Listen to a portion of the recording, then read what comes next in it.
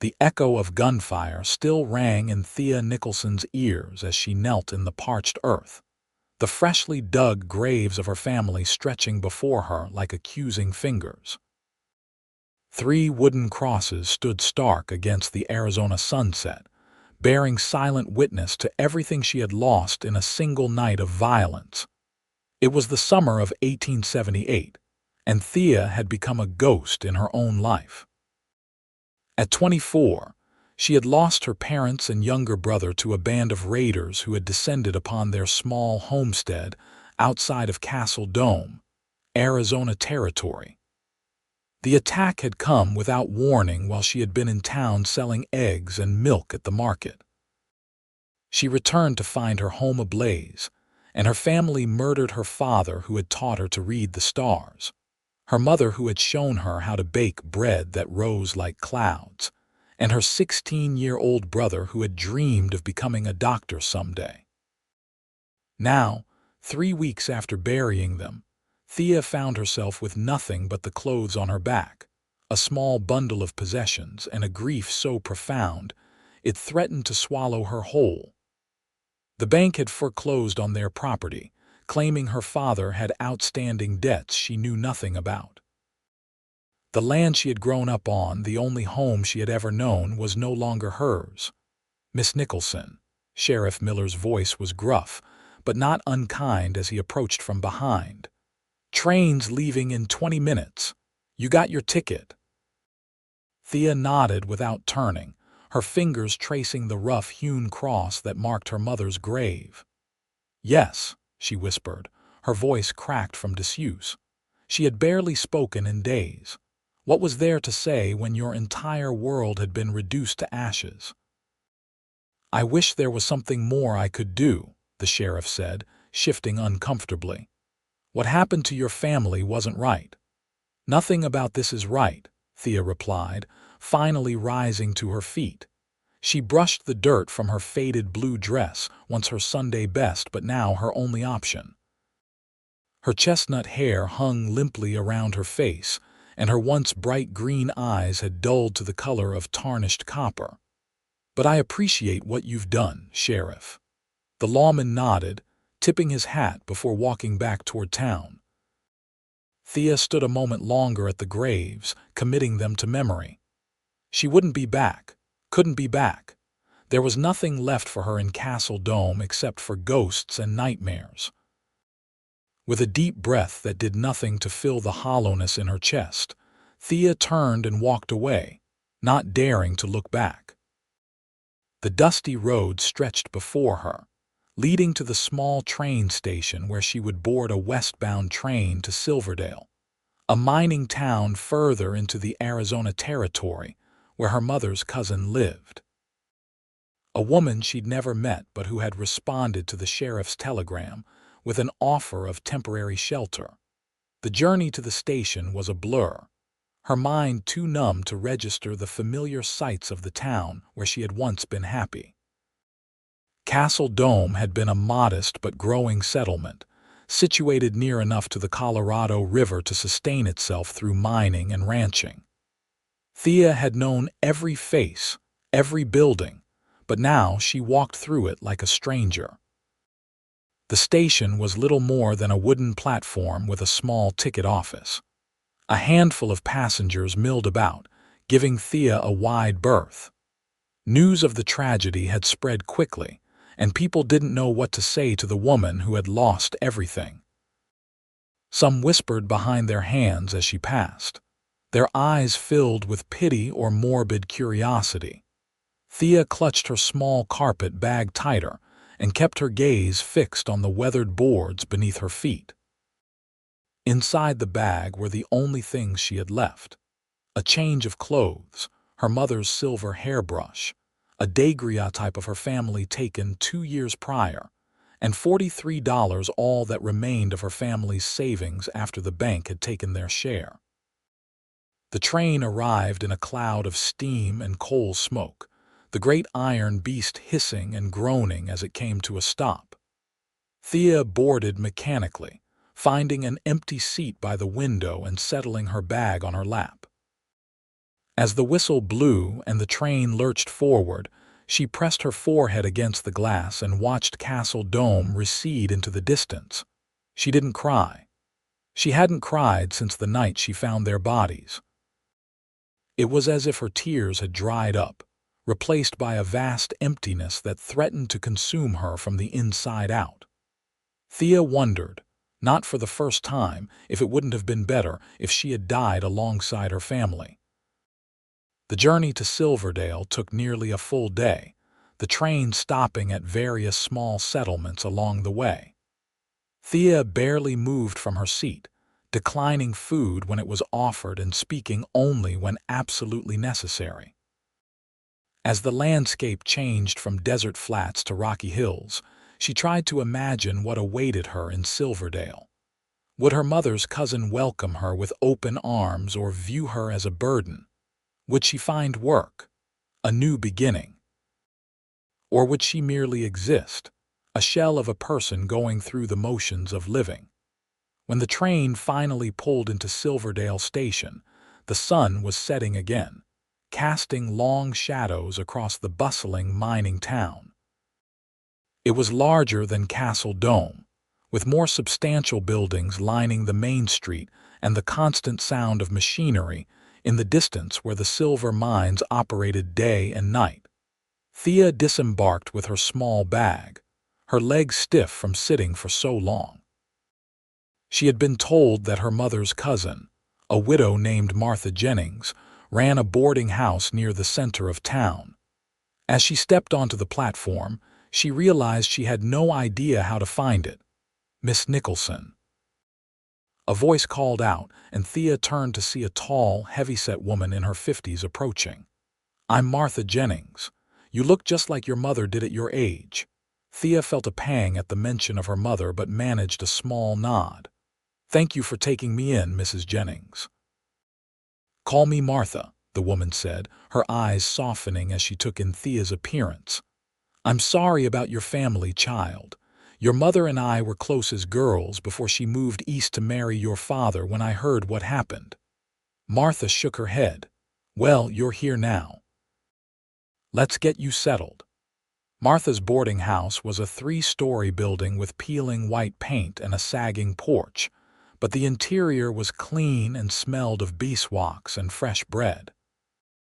She showed Thea to a small room on the 2nd floor, sparsely furnished with a narrow bed, a chest of drawers, and a washstand. "It's not much," Martha apologized, "but it's yours for as long as you need it.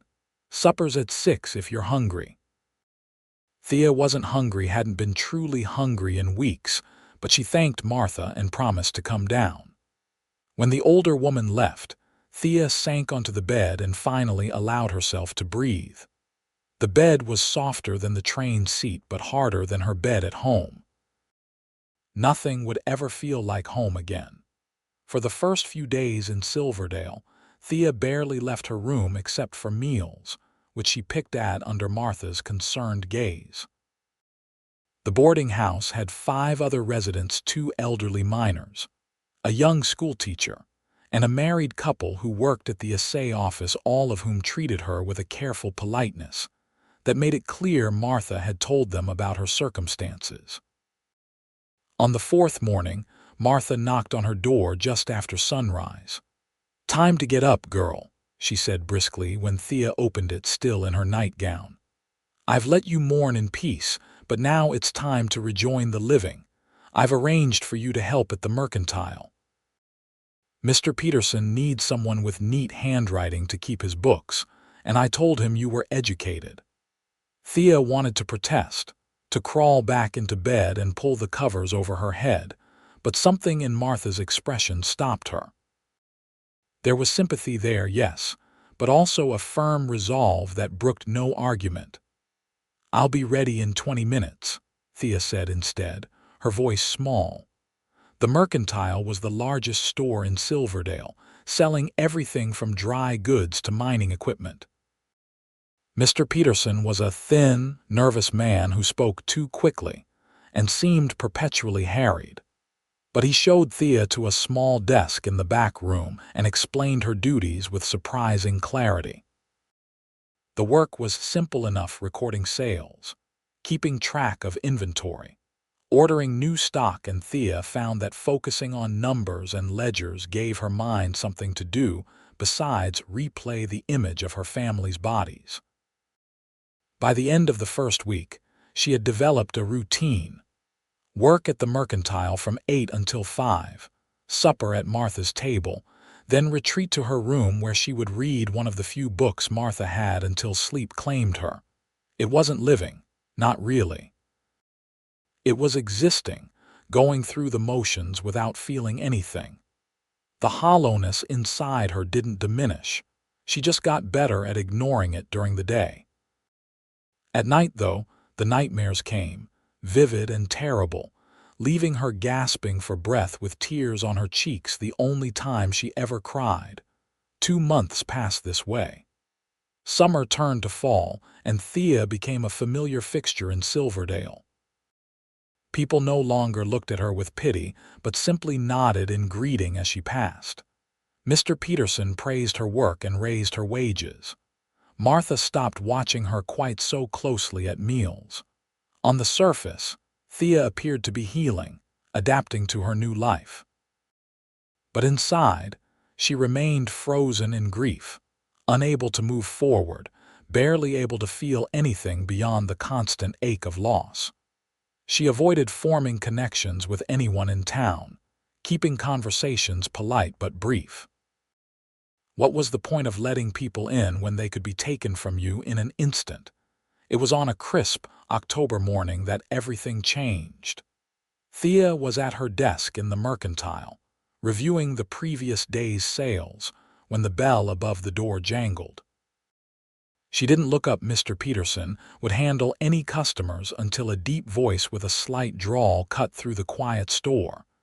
"Need supplies for 3 men, 2 weeks out. Got a list here." Something about the voice made Thea glance up through the open door of the back room. A tall man stood at the counter, his broad shoulders wrapped in a worn leather duster, a tan Stetson pushed back on his head. His face was turned away from her, but she could see the strong line of his jaw, darkened with several days' worth of stubble. "Of course, Mr. Ellis," Mr. Peterson replied, taking the list. "Will you be wanting that delivered to your ranch, or are you taking it with you today?" "Got the wagon outside," the man Ellis said. "But I'm in no hurry. Need to see the blacksmith about a horse shoe after this." Mr. Peterson began gathering the items on the list, chattering nervously as he often did with customers. "Heard you had some trouble with rustlers last week, Mr. Ellis. Everything all right out at the Crooked River now?" "Handled it," Ellis replied simply, and there was something in his tone that suggested the matter had been resolved decisively. "Xavier Ellis don't let men steal what's his." Thea found herself strangely captivated by the conversation, by the man's quiet confidence. It had been so long since she'd felt any curiosity about another person that the sensation was almost foreign. She realized she was staring just as Xavier Ellis turned his head and caught her gaze through the doorway. His eyes were a startling blue against his sun-brown skin, clear and direct as they met hers. For a moment, neither looked away. Then he tipped his hat slightly in acknowledgement, and Thea quickly returned her attention to her ledger, her cheeks warming inexplicably. Mr. Peterson's voice drifted back to her. "And this is the final total, Mr. Ellis. Shall I put it on your account, cash today?" Ellis replied, and Thea heard the clink of coins being counted out. There was a rustling of paper as purchases were wrapped, more brief conversation that she couldn't quite make out. And then the bell jingled again as the door opened and closed. Thea let out a breath she hadn't realized she was holding. It was a strange moment, insignificant really, but it was the first time in months she had felt something pierce through the numbness, a flicker of awareness, of presence in her own body. Mr. Peterson appeared in the doorway, looking flustered but pleased. "Xavier Ellis," he said by way of explanation, though Thea hadn't asked. Owns the Crooked River Ranch about 15 miles north of town. Good customer, pays in cash.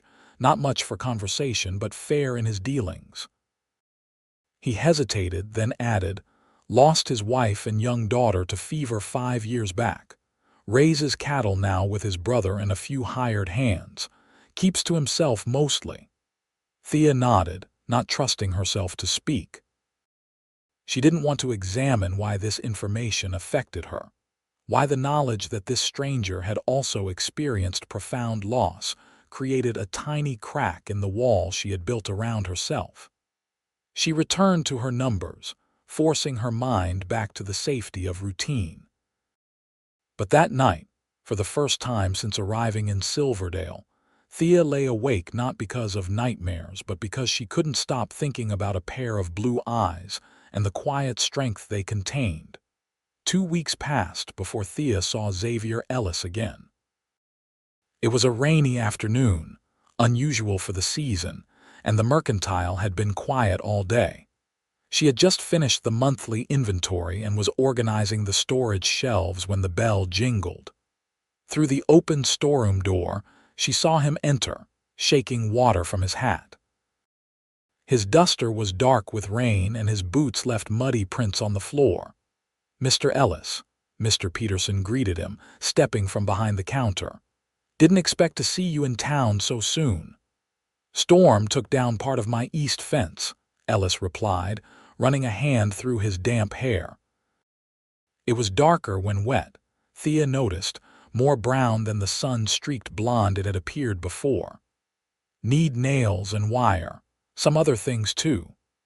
As Ellis listed what he needed, Thea found herself moving closer to the doorway, ostensibly straightening items on a shelf just inside the storeroom.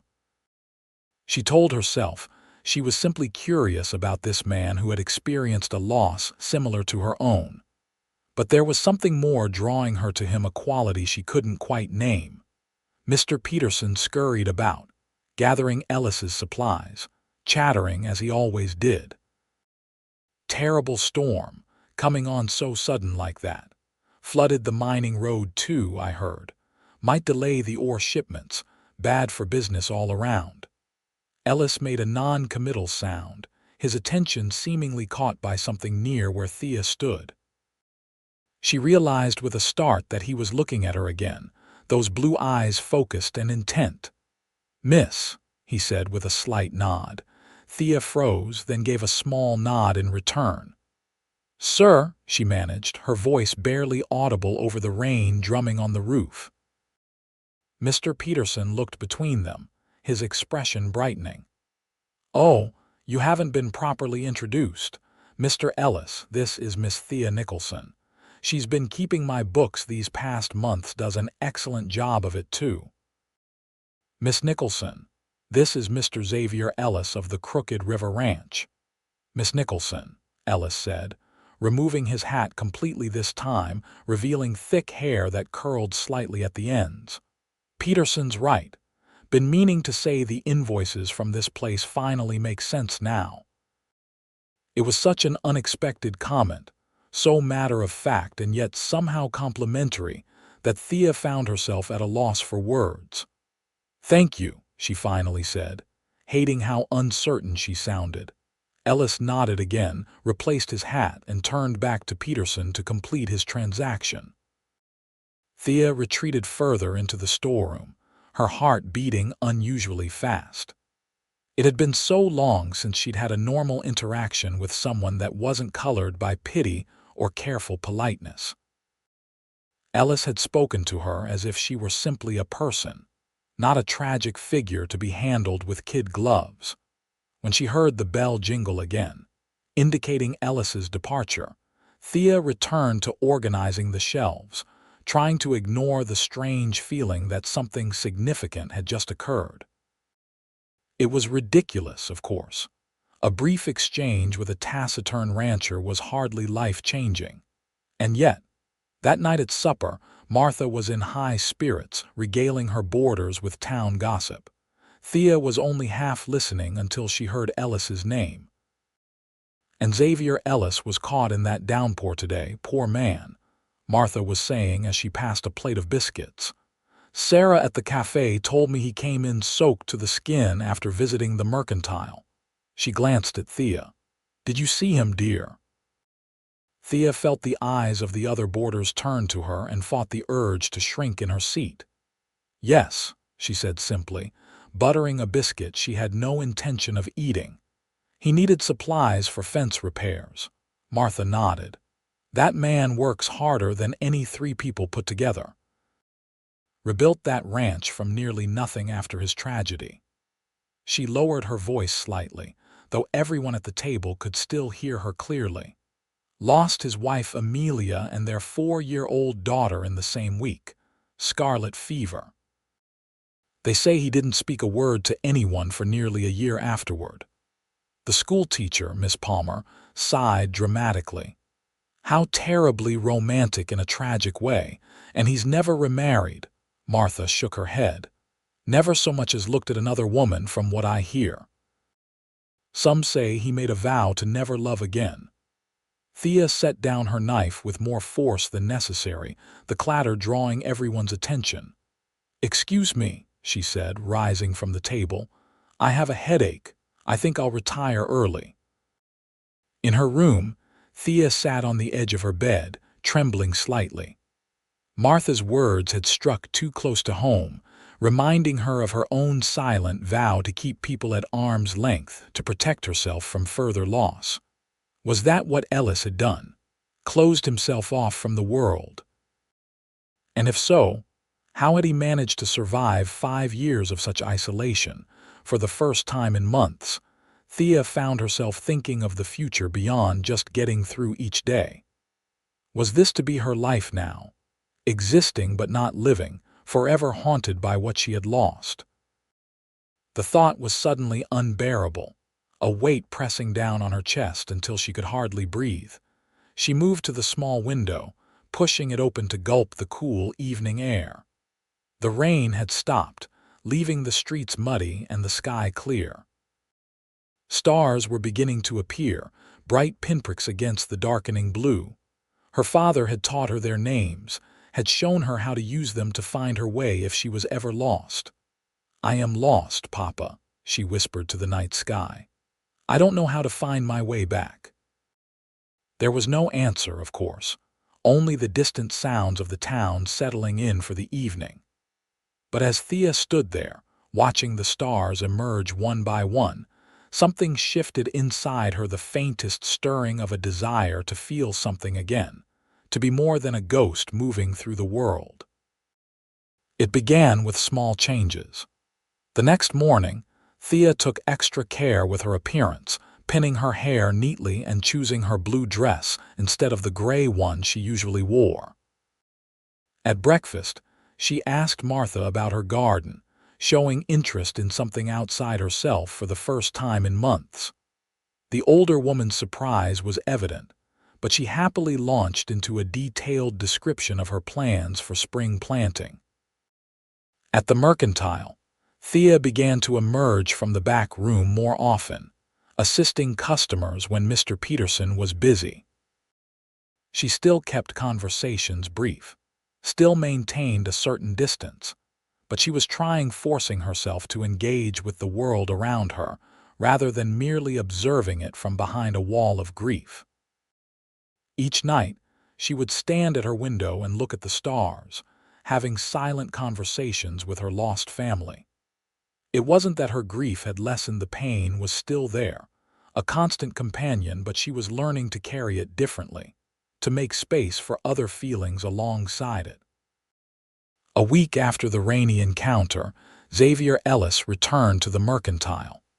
It was late afternoon, and Mr. Peterson had stepped out to deliver an order to the hotel, leaving Thea to mind the store. When the bell jingled, she looked up from the counter where she was arranging a display of canned goods to find Ellis standing in the doorway. He seemed momentarily surprised to see her there alone, but recovered quickly, removing his hat as he stepped inside. "Miss Nicholson," he said with a nod. "Mr. Ellis," she replied, smoothing her apron nervously. "Mr. Peterson should return shortly, but I can help you if you know what you need."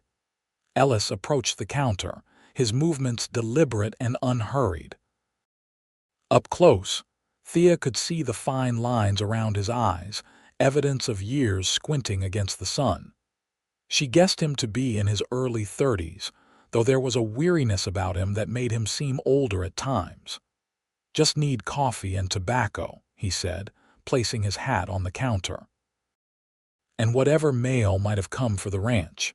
Thea nodded, relieved to have a simple task. "The coffee is just behind you on the second shelf. I'll get the tobacco and check for your mail." As she moved around the counter to the tobacco display, she was acutely aware of Ellis watching her. It wasn't an unpleasant feeling, exactly, but it made her conscious of herself in a way she hadn't been in a long time. "How long have you been in Silverdale?" Ellis asked unexpectedly, as she returned with the items he'd requested. Thea blinked, surprised by the question. "Just over 2 months," she answered, beginning to wrap the tobacco in brown paper. Ellis nodded, as if confirming something to himself. "You're staying with Martha Jennings." It wasn't a question, but Thea nodded anyway. "She's my mother's cousin." There was a moment of silence as she finished wrapping his purchases and calculated the total. "That'll be $1.35, she said, looking up to find his blue eyes studying her with an intensity that made her breath catch. Ellis placed the exact amount on the counter, his fingers' work roughened but clean.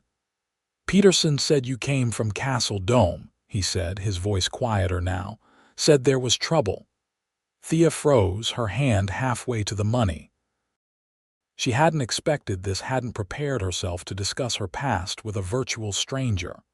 Yet there was something in Ellis's direct gaze that didn't allow for evasion. "Yes," she said simply, taking the coins and dropping them into the cash box with slightly shaking hands. Ellis was quiet for a long moment, then said, "Lost my wife and daughter 5 years back. Fever took them both in a week." The words were delivered without inflection, a simple statement of fact, but Thea understood what he was offering: a recognition of shared experience, an acknowledgement of her pain without the pity she had come to dread. "Raiders," she heard herself say, the word escaping before she could stop it. "My parents and brother. I was in town when it happened." Ellis nodded once, his jaw tightening almost imperceptibly. "Sometimes living's the harder part," he said, the words hanging in the air between them, heavy with truth. Thea felt tears prick at her eyes and blinked them away quickly. "Yes," she whispered, unable to say more. Ellis gathered his purchases, hesitated, then said, "Town's having a harvest dance Saturday next, at the meeting hall." He settled his hat back on his head, his eyes still on hers. "Might be good for living." With that cryptic statement, he turned and left, the bell jingling in his wake. Thea stood motionless behind the counter, trying to process what had just happened. Had Xavier Ellis, the reclusive rancher who supposedly hadn't looked at a woman in 5 years, just suggested she attend a dance? Or had he merely been making conversation? Mr. Peterson returned shortly after, apologizing profusely for leaving her alone so long. Thea assured him it was fine, that she had managed well enough on her own, but didn't mention Ellis's visit. The brief conversation felt private somehow, a moment she wasn't ready to share. That evening at supper, however, Martha brought up the very topic Thea had been turning over in her mind. "The harvest dance is a week from Saturday," Martha announced to the table at large. "The whole town will be there. Mrs. Peterson is organizing the refreshments, and Judge Wilson has arranged for musicians from as far as Tucson." She turned her gaze to Thea. "You'll come, of course, dear. It will do you good to socialize a bit more." Thea hesitated, pushing her food around her plate. "I don't know, Martha. I haven't been to a dance in a long time." "All the more reason to go," Martha insisted gently. "You're young, Thea, too young to shut yourself away from life's pleasures." The schoolteacher, Miss Palmer, nodded enthusiastically. "Oh, do come, Miss Nicholson. The harvest dance is the social event of the season. Everyone will be there. Everyone, including, perhaps, a certain blue-eyed rancher who had suggested she attend." Thea found herself nodding slowly. "Very well," she said, surprising herself with the decision. "I'll go." Martha beamed. "Wonderful. We'll need to see about a proper dress for you. That blue one is lovely, but for a dance, you should have something special." Thea wanted to protest that she couldn't afford a new dress, that it would be frivolous when she was still sending most of her wages to pay off her father's debts in Castle Dome. But Martha was already discussing fabric options with Miss Palmer, their excitement infectious. Later, as she stood at her window looking at the stars, Thea wondered what she was doing. A dance, when her family lay cold in the ground. Was it disrespectful to their memory to consider such a thing? Or would they want her to try to find moments of joy again? "I'm not looking for joy," she whispered to the night sky. "Just a few hours of not feeling like I'm drowning." The week passed in a blur of activity. Martha insisted on taking Thea to the dressmaker, overriding her protests about the expense by declaring it her gift. "Your mother would want you to have something pretty," she said firmly. And Thea couldn't argue with that. The dress, when finished, was a deep forest green that set off her chestnut hair and brought some color back to her pale cheeks. It was simply cut but elegantly made, with a modestly scooped neckline and a full skirt that swished pleasingly when she moved. "You look beautiful," Martha declared when Thea tried it on the evening before the dance. "Absolutely beautiful." Thea hardly recognized herself in the small mirror in her room. It had been so long since she'd worn anything but her plainest clothes, since she'd cared at all about her appearance. The woman looking back at her seemed like a stranger still thin from months of barely eating, still with shadows under her eyes, but undeniably alive in a way she hadn't been just a week ago. The night of the dance arrived, clear and cool with a sky full of stars. Thea walked to the meeting hall with Martha and the other boarders, her stomach fluttering with nerves. The large building was transformed for the occasion, decorated with autumn leaves and corn husks, lanterns hanging from the rafters casting a warm glow over everything. A small band was set up in one corner, playing lively tunes that had several couples already dancing. Thea hung back near the entrance, suddenly overwhelmed by the noise and the crowd. What was she doing here? She didn't belong among these happy, laughing people. She should go back to the boarding house, back to the safety of her quiet room. She was about to make her escape when a familiar figure entered the hall, drawing her attention. Xavier Ellis stood in the doorway, looking as out of place as she felt. He was dressed in what were clearly his best clothes, a dark suit that fit his broad shoulders well, a crisp white shirt, and a string tie. His hair was neatly combed, and he had shaved his usual stubble, revealing a strong jaw and the faint cleft in his chin. As if sensing her gaze, he turned, and their eyes met across the crowded room. For a moment, neither moved. Then Ellis began making his way toward her, weaving through groups of townspeople who called greetings to him as he passed. He acknowledged them with brief nods but didn't stop until he reached Thea. "Miss Nicholson," he said, his voice barely audible over the music and chatter. "You came." Thea nodded, suddenly breathless. "So did you," she replied, the words coming out more like a question. A ghost of a smile touched his lips there and gone so quickly she might have imagined it. "Figured I'd been absent long enough," he said. His eyes moved briefly over her dress before returning to her face. "Green suits you." It was such an unexpected compliment, delivered in his straightforward manner, that Thea felt heat rise to her cheeks. "Thank you," she managed. "You look nice too." Ellis shifted slightly, looking uncomfortable with the praise. He glanced at the dancers, then back at Thea. "Do you dance, Miss Nicholson?" Thea had danced before at church socials and town gatherings back in Castle Dome, but not since the tragedy. The thought of stepping onto the floor, of being the focus of attention even briefly, made her palms sweat. "I'm not sure I remember how," she said honestly. Ellis nodded, understanding in his eyes.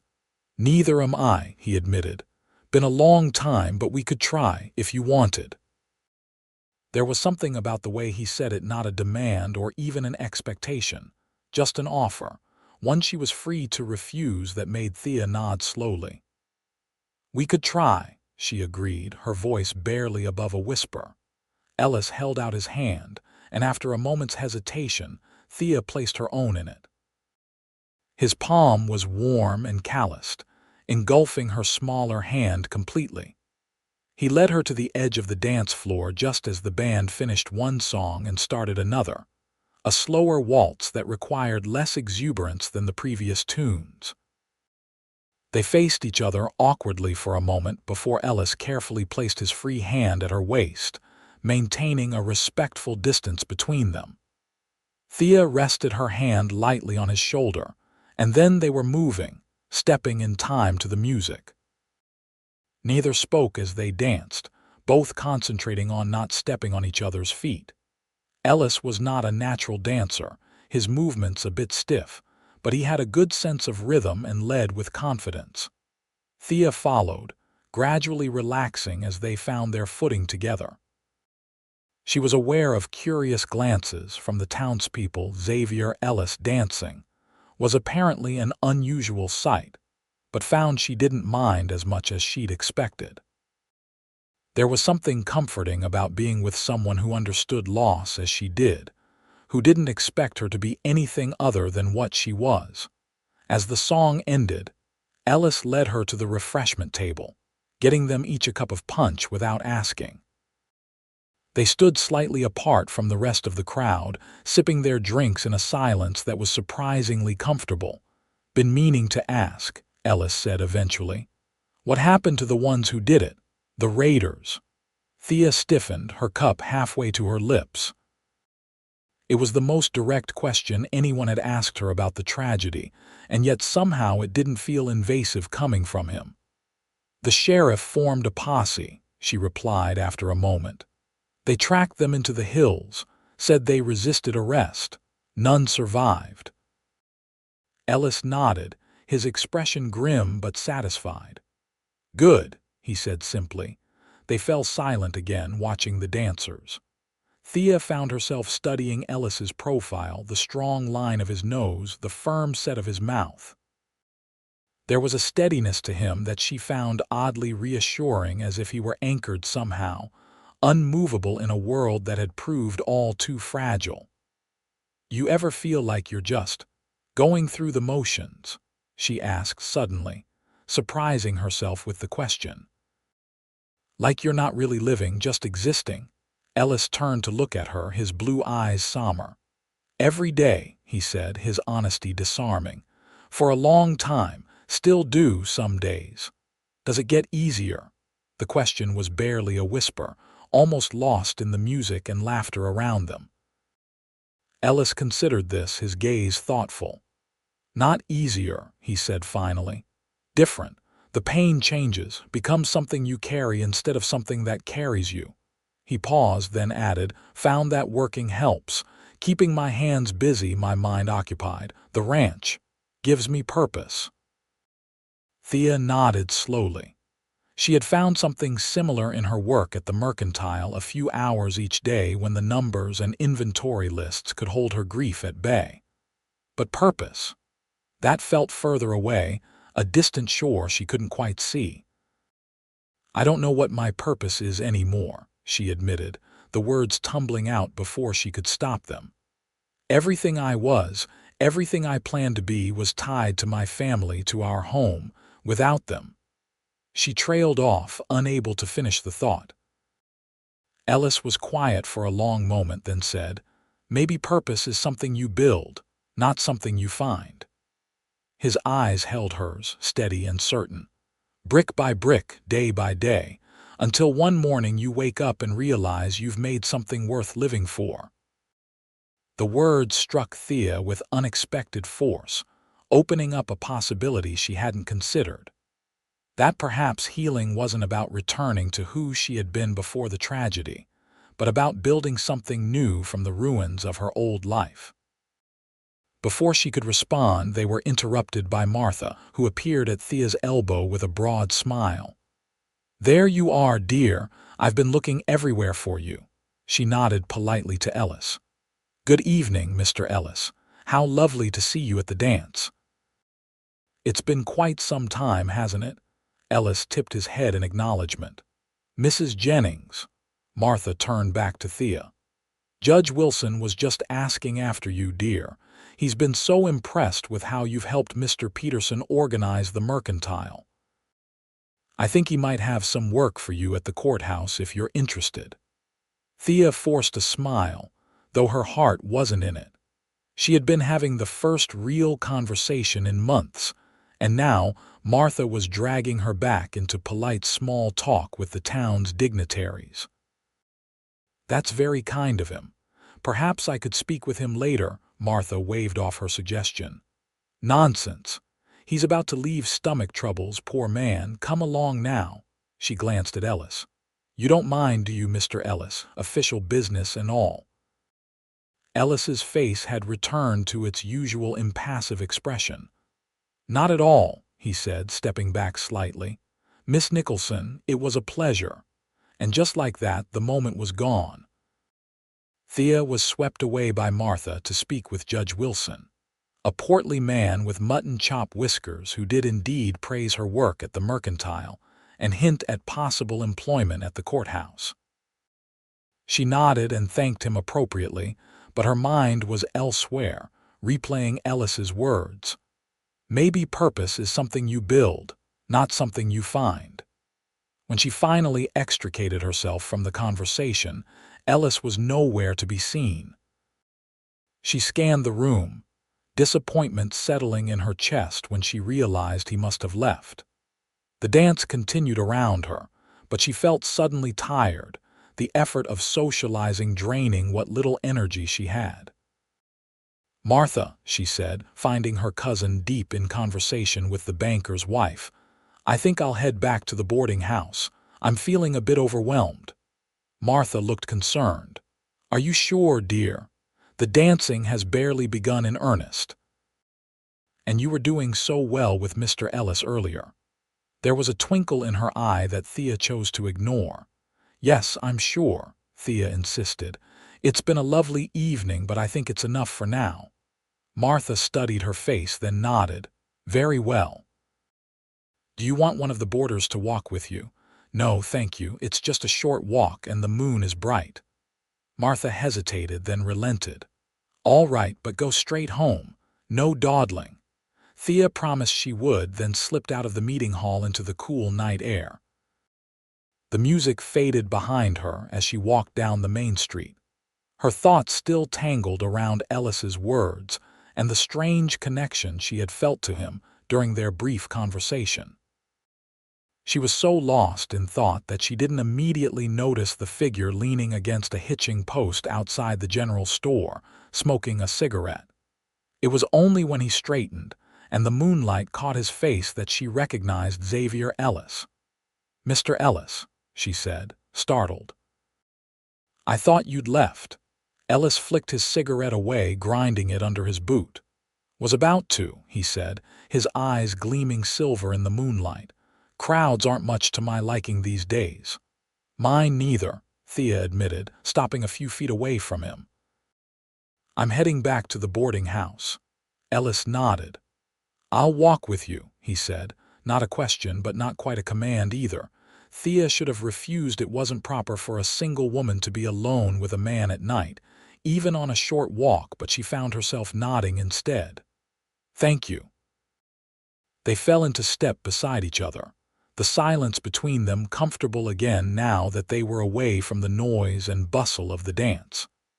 The streets were quiet, most of the town's inhabitants either at the dance or already retired for the evening. "Your words earlier," Thea said after they had walked half a block. "About building purpose. Is that what you did? With your ranch?" Ellis was quiet for so long that Thea thought he might not answer. When he finally spoke, his voice was low and measured. "After Amelia and Sarah died, I couldn't see the point in anything. Considered eating my gun more than once." The stark admission made Thea's breath catch. It was something she had thought about in her darkest moments but had never voiced aloud. "What stopped you?" she asked softly. Ellis shrugged, the movement barely visible in the dim light. "Stubbornness, maybe, or spite. Didn't want to give up and let the world win." He glanced at her.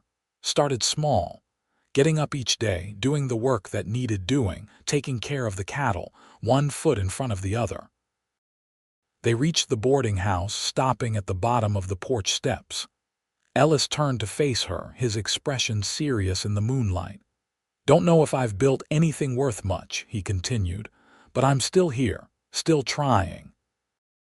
Thea looked up at him, really looked at him, and saw not just the strong, silent rancher the town knew, but a man who had been broken and had painstakingly put himself back together, piece by jagged piece. Not whole, perhaps she suspected neither of them would ever be truly whole again, but functional. Living, not just existing. "Thank you," she said simply. "For the dance, for walking me home, for understanding." Ellis nodded once. "Miss Nicholson," he said, and then, more softly, "Thea. If you ever need anything, Crooked River's not far." It was an offer made without expectation, a hand extended across the chasm of their shared grief. Thea felt something shift inside her, a tiny flame kindling where there had been only cold ashes. "Thank you, Mr. Ellis," she replied, her voice steady despite the sudden pounding of her heart. "Xavier," he corrected quietly. "Most folks call me Zav." "Xavier," she repeated, testing the name. It suited him somehow, uncommon and strong. He tipped his hat to her, a gesture both formal and intimate in the moonlit quiet. "Good night, Thea." "Good night, Xavier." She watched him walk away, his tall figure soon swallowed by the darkness. Only when he was completely out of sight did Thea climb the steps and enter the boarding house, her mind whirling with new possibilities. The weeks that followed the harvest dance brought subtle but significant changes to Thea's life. Judge Wilson made good on his hint of employment, offering her part-time work at the courthouse sorting and filing legal documents. Combined with her position at the Mercantile, it kept her busy 6 days a week, and as Xavier had suggested, the work helped. Having purpose, even a small one, gave structure to her days. But more than that, Thea found herself slowly re-engaging with the world around her. She joined Martha's sewing circle, which met every Wednesday evening in the boarding house parlor. She began to contribute to conversations at mealtimes rather than merely responding when directly addressed. And she started attending Sunday services at the small Methodist church, though she sat in the back and slipped out before the social hour afterward. Through it all, she thought about Xavier Ellis. He hadn't returned to town since the dance, at least not that she had seen. Mr. Peterson mentioned that one of Ellis's ranch hands had come in for supplies twice, but the rancher himself remained at Crooked River. Thea told herself it was for the best. Whatever connection they had shared that night had been born of mutual grief, nothing more. They were two broken people who had recognized something familiar in each other, hardly a foundation for. For what, exactly? Friendship. Something more. She pushed the thoughts away whenever they arose, focusing instead on the day-to-day tasks of rebuilding her life. November brought colder weather to Silverdale, the desert nights growing crisp enough to require a fire in the boarding house hearth. Thea wrapped herself in a shawl Martha had lent her as she walked to the Mercantile one cloudy morning, her breath visible in the chill air. She had just unlocked the store and begun lighting the lamps when the bell above the door jingled. Turning, she found Xavier Ellis standing in the doorway, his broad shoulders blocking much of the morning light. "Mr. Ellis," she said, unable to keep the surprise from her voice. "Good morning." "Miss Nicholson," he replied with a nod, removing his hat. He looked the same as she remembered, perhaps a bit more weathered from working outdoors, his skin tanned despite the autumn chill. "Peterson around?" Thea shook her head. "Not yet. He usually arrives around 8. She glanced at the clock on the wall, which read 7:30. "I open early to do the books before customers arrive." Ellis nodded, seemingly unsurprised by this information. He stepped further into the store, closing the door behind him. "Been meaning to come to town," he said, his eyes moving over her face as if checking that she was still there, still real. "Ranch keeps a man busy." "I understand," Thea said, though she didn't, not really. She had never been to a ranch, had only a vague idea of what such work entailed. "What can I help you with today?" Ellis hesitated, then reached into his coat pocket and produced a folded piece of paper. "Supply list," he said, placing it on the counter between them. "For winter, stocking up before the weather turns." Thea took the list, their fingers brushing briefly in the exchange. She unfolded it to find a neat column of items written in a surprisingly elegant hand. "This is quite extensive," she observed. "It might take me some time to gather everything." "No rush," Ellis replied. "Got other business in town today. Can come back this afternoon." Thea nodded, relieved not to be rushed. "That would be fine." "Mr. Peterson will be here by then as well, to help with the heavier items." Ellis made no move to leave, however. Instead, he stood awkwardly by the counter, turning his hat in his hands. "Heard you're working at the courthouse now, too," he said after a moment. Thea blinked, surprised that he knew. "Yes, 3 afternoons a week. Judge Wilson needed help organizing the county records." Ellis nodded. "Good, that's good." He paused, then added, "You look better than before." It was such a characteristically direct observation that Thea found herself smiling slightly. "I feel better," she admitted. "Some days, at least." Something that might have been a smile touched Ellis's lips. "Some days is a start." They fell silent, the quiet of the store broken only by the ticking of the clock and the occasional creak of the building settling. Thea was acutely aware of Ellis's presence, of the way he seemed to fill the space without even trying. There was something comforting about his solidity, his groundedness. "I've been thinking about what you said," she found herself saying, "about building purpose. I think you were right." Ellis's blue eyes warmed slightly. "Glad to hear it." The bell above the door jingled again as Mr. Peterson bustled in, his arms full of parcels. "Good morning, Miss Nicholson." "Oh, and Mr. Ellis, what a pleasant surprise. What brings you to town so early?"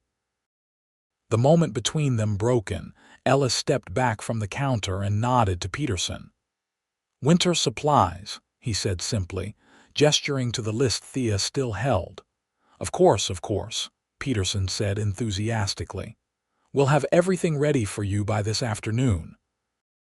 "Will you be needing delivery? I can arrange for the wagon if you'd like." "Got my own wagon," Ellis replied. "I'll load it when I return." He settled his hat back on his head and glanced at Thea. "Miss Nicholson," he said with a slight nod. "Good day to you both." With that, he was gone, the bell jingling in his wake. Mr. Peterson immediately launched into a stream of chatter about how Ellis's business was always welcome, how the man bought in bulk and paid in cash, how reliable he was despite his taciturn nature. Thea barely heard him, her mind still caught on the brief moment of connection she had felt with Xavier before Peterson's arrival. She spent the morning gathering the items on Ellis's list, working methodically through the store's inventory. It was extensive, as she had noted earlier, enough supplies to last through a hard winter on an isolated ranch. Flour, sugar, coffee, canned goods, ammunition, lamp oil, matches, tobacco, and various tools and repair materials. By noon, most of the order was assembled, though some of the heavier items still needed to be brought in from the storeroom. Mr. Peterson insisted that Thea take her lunch break while he finished, so she wrapped her shawl around her shoulders and stepped out into the brisk November air. The sky had cleared since morning, revealing a crisp blue expanse that reminded her of Xavier's eyes. Thea shook the thought away, annoyed with herself for the fanciful comparison. She was behaving like a schoolgirl with a crush, not a grown woman who had seen the harsh realities of life. She walked to the small cafe where she sometimes took her midday meal, choosing a table by the window where she could watch the town's comings and goings. Silverdale had grown on her these past months. It wasn't home she doubted anywhere would ever truly feel like home again, but it had become familiar, comfortable in its way. As she sipped her tea and picked at a plate of stew, her gaze drifted across the street to the livery stable. A familiar figure emerged, leading a large bay horse. Xavier Ellis patted the animal's neck before swinging easily into the saddle, his movements fluid and confident. He sat tall in the saddle, looking every inch the capable rancher as he guided the horse down the main street. Thea watched him until he disappeared from view, a strange mix of emotions stirring within her. There was something about him that called to her, a recognition that went beyond their shared experience of loss. But she wasn't sure she would ever be ready to explore what that might mean. When she returned to the mercantile, Mr. Peterson informed her that Ellis had sent word he would collect his supplies around 4 o'clock. The rest of the afternoon passed in a blur of customers and inventory, and before Thea knew it, the clock was striking 4 and the bell above the door was announcing Ellis's arrival. He wasn't alone this time. A younger man accompanied him, similar enough in appearance to be recognizable as his brother despite being shorter and slighter in build. Where Xavier's expression was typically guarded, this man's face was open and friendly, his eyes crinkling at the corners as he greeted Mr. Peterson warmly. "Miss Nicholson," Xavier said, nodding to her. "This is my brother Caleb, Miss Thea Nicholson." Caleb Ellis stepped forward with a wide smile, tipping his hat. "Miss Nicholson, it's a pleasure. My brother mentioned you were new to Silverdale. How are you finding our little town?" Thea blinked, surprised that Xavier had spoken of her to his brother. "It's very welcoming," she replied carefully. "Everyone has been kind." "That's Silverdale for you," Caleb said cheerfully. "Small enough to know your neighbors, big enough not to be in each other's pockets all the time." He glanced at his brother with obvious affection. "Xav here prefers the solitude of the ranch, but even he admits the town has its charms." Xavier made a non-committal sound, his attention seemingly focused on the supplies stacked behind the counter. "Everything ready, Peterson?" Yes, all set," Peterson assured him, producing a detailed invoice. "Miss Nicholson has been most thorough in assembling your order. I've had Manuel bring the heavy items around to the loading dock out back." While Peterson and Xavier discussed the final details of the transaction, Caleb leaned against the counter near Thea, his manner easy and conversational. "So, Miss Nicholson, will you be staying in Silverdale?" he asked. "Or is this just a temporary stop on your journey?" The question caught Thea off guard. She had been living day to day for so long that she hadn't really considered the future in concrete terms. I'm not sure," she admitted. "I haven't thought much beyond the present." Caleb nodded understandingly. "Sometimes that's all a person can do. Take each day as it comes." His expression grew more serious. "Xav mentioned what happened to your family. I'm sorry for your loss." Thea tensed, expecting the usual awkwardness that followed such expressions of sympathy, but Caleb continued in the same straightforward manner that seemed to be a family trait. We lost our parents when I was 16, stagecoach accident. And then, Xav lost his wife and daughter. Hard blows, all of them, but we're still standing. Still standing, Thea echoed softly. It wasn't a bad way to measure progress, not happiness or fulfillment, just the simple fact of continuing to exist in the face of crushing loss. Yes, I suppose I am too. Caleb smiled, a genuine warmth in his expression. More than standing, I'd say. Working 2 jobs from what I hear, building a life. That takes courage. Before Thea could respond, Xavier rejoined them, having concluded his business with Peterson. Ready? He asked his brother, barely glancing at Thea. Just making Miss Nicholson's acquaintance, Caleb replied easily. You didn't mention she was so charming. Xavier shot his brother a look that Thea couldn't quite interpret. Wagon's out back, he said flatly. Need to load up before dark. Caleb rolled his eyes good-naturedly. Always business with him, he said to Thea with a wink. Miss Nicholson, it was truly a pleasure. I hope we'll meet again soon.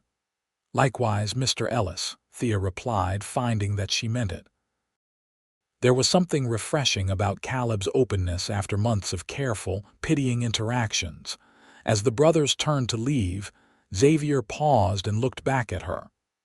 Miss Nicholson, he said, his voice low, thank you for your help with the supplies. It was a simple expression of gratitude, nothing more, and yet Thea felt herself flushing slightly under his steady gaze. You're welcome, Mr. Ellis, she replied. Safe journey back to your ranch. Something flickered in his eyes, a warmth that was quickly banked. He nodded once more, then followed his brother out the door, leaving Thea with the strange sense that more had been exchanged than just words. Mr. Peterson, oblivious to any undercurrents, beamed as he returned to the counter. The Ellis brothers are good customers, he said happily. Always pay on time, never haggle over prices. Though young Caleb is certainly the more sociable of the two, Xavier barely speaks unless absolutely necessary. He's economical with words, Thea found herself saying, oddly defensive of Xavier's reticence. But he says what he means. Peterson nodded absently, already moving on to discussing the next day's deliveries. Thea half listened, her mind still on the brief encounter with the Ellis brothers and the contrasts between them. Caleb's open friendliness versus Xavier's guarded reserve. And yet, there had been moments when Xavier's carefully maintained walls had seemed to lower, just slightly, allowing her a glimpse of the man behind them. That evening, as she stood at her window looking at the stars, Thea wondered about Crooked River Ranch. What was it like? How far was it really from town? Had Xavier been serious when he said she could go there if she ever needed anything? And why did the thought both frighten and intrigue her? November gave way to December, bringing with it preparations for the Christmas season. Silverdale transformed under Martha's direction as the head of the town's holiday committee, festooned with evergreen boughs and red ribbons. The mercantile did a brisk business in gifts and special holiday items, keeping Thea busier than ever. She threw herself into the work, finding that the holiday rush left her too exhausted to dwell on memories of past Christmases with her family. Still, as the day itself approached, she couldn't help but feel a growing sense of dread. How would she get through it without them? The first major holiday since their deaths loomed like a dark cloud on her horizon. A week before Christmas, Thea was closing up the mercantile alone. Mr. Peterson had gone home early with a head cold when the bell above the door jangled. She looked up, ready to inform the late customer that they were closing, only to find Xavier Ellis standing there, snowflakes melting on the shoulders of his heavy coat. Mr. Ellis, she said, unable to hide her surprise. I was just about to lock up. Ellis stamped his boots on the mat, shaking more snow from his hat. Sorry for the late hour, he said. Just rode in from the ranch, need a few things before heading back. Thea nodded, setting aside the ledger she had been balancing. Of course. What do you need? Ellis produced a short list, and Thea set about gathering the items, mostly practical things like matches, coffee, and ammunition. As she worked, she was acutely aware of him moving around the store, examining displays of Christmas goods that Peterson had arranged near the front. "Will you be spending Christmas in town?" she asked, partly to fill the silence and partly out of genuine curiosity. Ellis shook his head. "At the ranch. Caleb and I and our two hands. Simple affair." He paused, then asked, "You'll be with Mrs. Jennings, I expect?" "Yes," Thea confirmed, wrapping his purchases in brown paper. "She's planning quite a celebration at the boarding house. All the boarders and several neighbors as well." Ellis nodded, his expression unreadable. "Good, that's good." They fell silent again as Thea finished packaging his purchases and calculated the total. Ellis paid promptly, as always, but made no move to leave once the transaction was complete. Instead, he stood awkwardly by the counter, seeming to debate something internally. "Miss Nicholson," he finally said, his voice gruffer than usual. "Thea, I wanted to ask.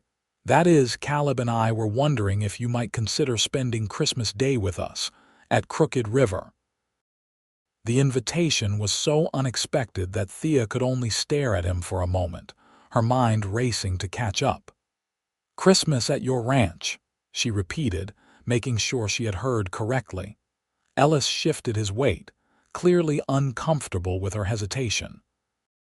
"Just a thought," he said, reaching for his parcels. "Forget I mentioned it." "No, wait," Thea said quickly, placing her hand on his arm without thinking. She immediately pulled back, flustered by her own boldness, but continued, "I'm just surprised, that's all." "Why would you want me to come to your ranch for Christmas?" Ellis met her eyes directly, his usual reserve giving way to something more vulnerable. "Because neither of us should be alone with our ghosts on Christmas Day," he said simply, "even surrounded by people." The words struck Thea like a physical blow, cutting through all pretense to the heart of her dread about the holiday. He understood. Of course he did. 5 Christmases without his wife and daughter had taught him what she was only beginning to learn, that sometimes the loneliest place to be was in a crowd of well-meaning people who couldn't possibly comprehend the depth of your loss. Thea hesitated, torn between the unexpected yearning to accept and her fear of stepping outside the safe, structured existence she had created for herself in Silverdale. "Martha has plans. I wouldn't want to disappoint her." "Bring her too," Ellis said, the words coming quickly as if he feared losing his nerve. "And anyone else you'd like. Caleb's been complaining the place is too quiet, said we should have some Christmas cheer." Thea couldn't help but smile at that. "That sounds more like Caleb's idea than yours." Something that might have been a smile tugged at the corner of Ellis's mouth. "He suggested it," he admitted, "but I agreed." His eyes held hers, steady and earnest. "Would like you to come, Thea, both of you, if you can." In that moment, looking into Xavier Ellis's blue eyes, Thea felt something she hadn't experienced in a very long time, a genuine desire to say yes, to step beyond the careful boundaries she had established since the tragedy. Not out of obligation or politeness, but because she wanted to. "I'll ask Martha," she heard herself say. I think I would like that." The change in Ellis's expression was subtle but unmistakable, a softening around the eyes, a slight relaxation of his habitually stern mouth. "Good," he said simply. "We'll expect you Christmas Day then, around noon." "I'll send the wagon for you." "That would be fine," Thea replied, her heart beating faster than usual. "Thank you for the invitation." Ellis nodded, gathering his purchases. "Thank you for considering it." He hesitated at the door, then added, "Ranch isn't fancy, but there's plenty of room." And Caleb does most of the cooking, so the food's decent at least. It was the closest thing to a joke she had ever heard from him, and Thea found herself smiling genuinely. "I look forward to it, Mr. Ellis." "Xavier," he corrected gently.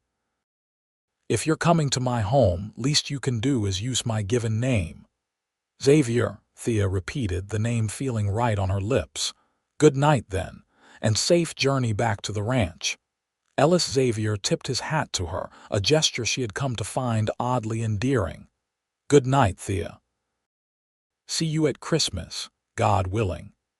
With that, he was gone, the bell jingling behind him as he stepped out into the snowy night. Thea stood motionless behind the counter, her mind whirling with the unexpected turn of events. Christmas at Crooked River Ranch, with Xavier and Caleb Ellis. It was the last thing she had expected when she woke up that morning. Convincing Martha proved easier than Thea had anticipated. Far from being disappointed about a change in holiday plans, Martha was intrigued by the invitation. "Xavier Ellis asked you to Christmas dinner." She repeated, her eyes widening when Thea told her about the encounter at the Mercantile. "Well, I never. That man hasn't entertained guests at his ranch in years, not since before his wife passed." "He invited you as well," Thea hastened to add. "He said we could bring others too if we wished." Martha waved this away. "Oh, that's just politeness. It's you he wants there, child." She studied Thea's face with newfound interest. "I had noticed him watching you at the harvest dance, but I never thought he'd actually do anything about it." Xavier Ellis has been a ghost among the living for so long, most folks had given up on him ever rejoining society. "It's not like that," Thea protested, heat rising to her cheeks. "He and his brother just thought. That is, they felt that perhaps being among people who understand loss might be easier on Christmas Day." Martha's expression softened. "Oh, my dear girl, of course that's part of it. But a man doesn't invite a woman to his home, especially not for a significant holiday, unless he has some particular interest in her." Thea shook her head, unwilling to entertain such notions. "We've barely spoken a handful of times, Martha. He's just being kind." "Kind isn't a word most people would associate with Xavier Ellis," Martha replied dryly. "Reserved, taciturn, businesslike. But kind. That's reserved for people he cares about, a very small circle indeed." She patted Thea's hand. "But never mind all that, of course we'll accept the invitation. It will do you good to get out of town for a day, and I confess I'm curious to see Crooked River. They say it's one of the finest cattle operations in the territory now, though it was nearly worthless when Xavier bought it after his wife died." The days leading up to Christmas passed in a flurry of activity. Despite the change in plans, Martha insisted on completing all her holiday preparations for the boarding house, explaining that they would celebrate on Christmas Eve instead of Christmas Day. Thea found herself swept up in baking, decorating, and even shopping for small gifts for Martha and the other boarders. To her surprise, the busyness helped keep her melancholy at bay. There were moments, of course, catching a whiff of cinnamon that reminded her of her mother's Christmas cookies, or glimpsing a toy in the mercantile window that her brother would have loved when grief threatened to overwhelm her. But each time, she found herself able to take a deep breath and continue, the pain sharp but no longer debilitating. Christmas Eve at the boarding house was a warm, cheerful affair. Martha had invited several neighbors, and the parlor was full of conversation and laughter. Thea participated more than she had expected to, even joining in when someone suggested Christmas carols around the piano. Her voice was rusty from disuse, but by the third carol, she found herself enjoying the familiar melodies and the way they blended with the other voices. Later, as the guests were leaving and the boarders retiring to their rooms, Martha handed Thea a package wrapped in brown paper and tied with a red ribbon. "A little something for tomorrow," she said with a smile. "Open it now, while we're alone." Curious, Thea untied the ribbon and carefully unwrapped the package. Inside was a dress of deep burgundy wool with a fitted bodice and full skirt, trimmed with black velvet at the collar and cuffs. It was practical enough for a winter visit to a ranch, but elegant in its simplicity. "Martha, it's beautiful," Thea breathed, running her fingers over the soft wool. "But you've already given me so much." Martha waved away her protest. "Nonsense. Every young woman should have a new dress for Christmas. And besides," she added with a twinkle in her eye, "you should look your best tomorrow. First impressions of a home are important, you know." Thea chose to ignore the implication in Martha's words, focusing instead on the gift itself. "Thank you," she said sincerely. "It's wonderful." Christmas morning dawned clear and cold, the recent snowfall glistening in the early light. Thea rose early, standing at her window to watch the sun rise over the mountains in the distance. Somewhere out there was Crooked River Ranch, Xavier's home. The thought sent an unexpected flutter through her stomach. She dressed carefully in the new burgundy dress, arranging her hair in a simple but elegant style that her mother had taught her. Looking in the small mirror, Thea hardly recognized herself. The woman who gazed back at her was not the same hollow-eyed ghost who had arrived in Silverdale 4 months ago. There was color in her cheeks, a spark of life in her green eyes. She wasn't whole, not by any measure, but she was healing slowly and painfully, like a broken bone knitting itself back together. "Are you ready, dear?" Martha called from the hallway. "The wagon will be here any minute." Thea took a deep breath, smoothing the skirt of her new dress. "Yes," she replied, surprising herself with how true it felt. "I'm ready." The wagon that arrived wasn't the utilitarian farm wagon Thea had expected, but a well-sprung buckboard with a matched pair of gray horses. More surprising was the driver, not Xavier or Caleb, but a young Mexican man who introduced himself as Diego, one of the ranch hands at Crooked River. "Xavier Ellis sent me to bring you ladies safely to the ranch," he explained, helping Martha up to the seat with gentle efficiency.